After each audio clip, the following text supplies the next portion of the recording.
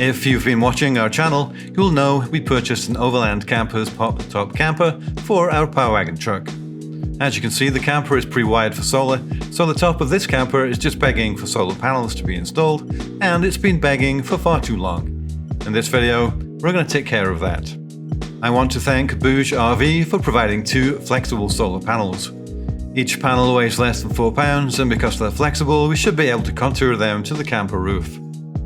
With a nominal output of 100 watts per panel, that gives us a total of 200 watts. The size of these panels is a perfect match for the roof of the Overland camper.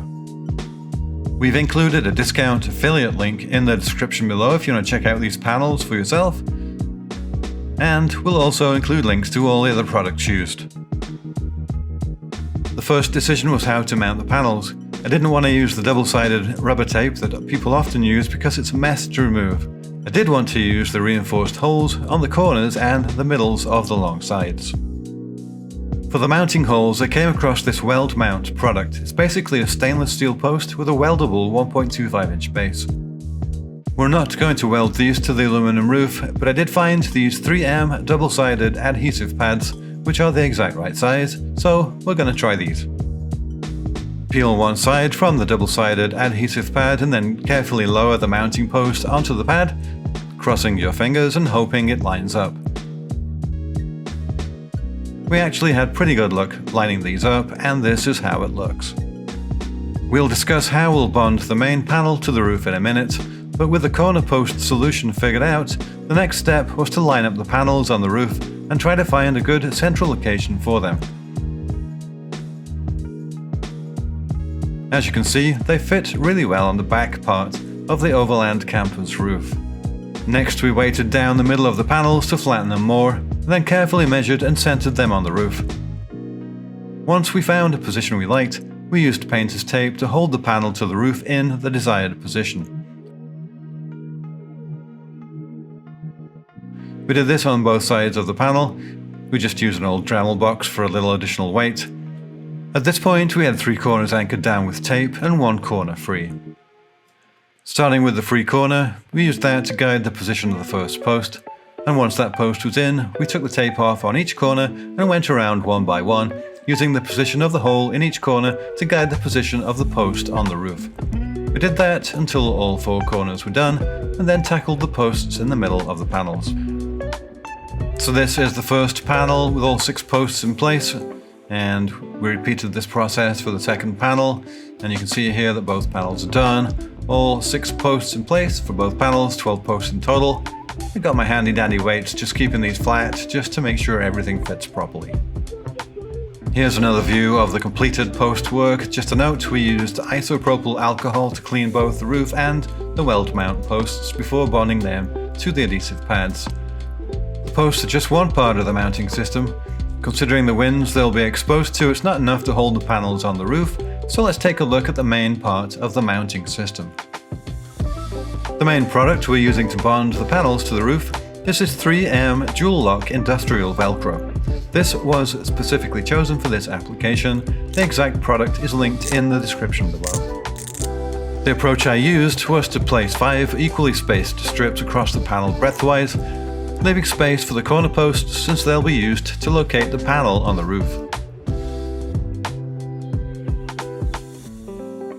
We pre-connected the Velcro with the upper piece, as you see here, facing downward when it's on the roof. The backing strip for the 3M adhesive is still in place.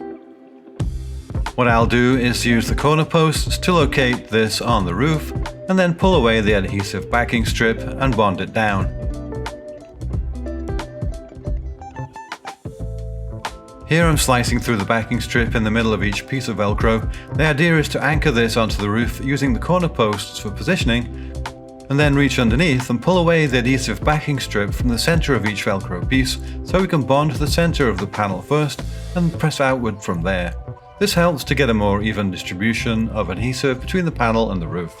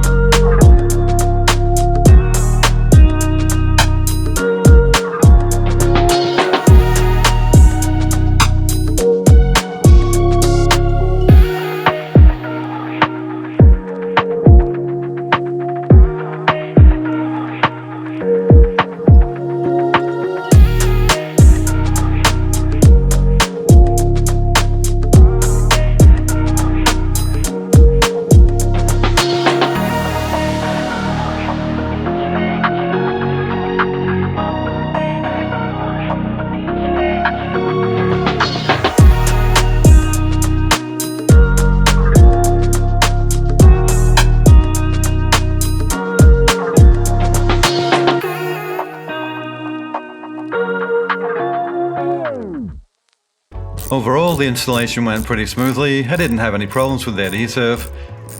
I just want to show you how we fastened the panels to the corner posts. Basically, there's a nut and a washer on top of each panel, and then underneath, between the Weld Mount post and the panel, there are two nylon spacers, which you might be able to see here. We feel like this holds down the panels pretty well. Time will tell. We'll report back on how this setup holds up when driving around. Here's a close-up of the final wiring. We wired the two panels in parallel, which we think will give us better performance in partial shade. Again, all of the parts we used will be listed with the links in the description below. This is a look at the final product, and it looks pretty neat. There's actually room on the front part of the roof for two more panels, so we'll see how this goes. We may possibly extend the system. As far as performance goes, we're getting about 128 watts from the pair of panels. This was in late October, so with a theoretical maximum of 200 watts, getting 128 watts from flat mounted panels, not pointing at the sun, is actually pretty good. We'll report back again once we get more time camping during the summer months of 2025 and let you know how that goes. So I hope you found the video interesting, and if you did, we'd really appreciate a like. It makes a huge difference to our channel. And if you want to see more of our videos, why not subscribe and click the bell icon to be notified of new video releases. Thanks so much for watching. We'll see you next time.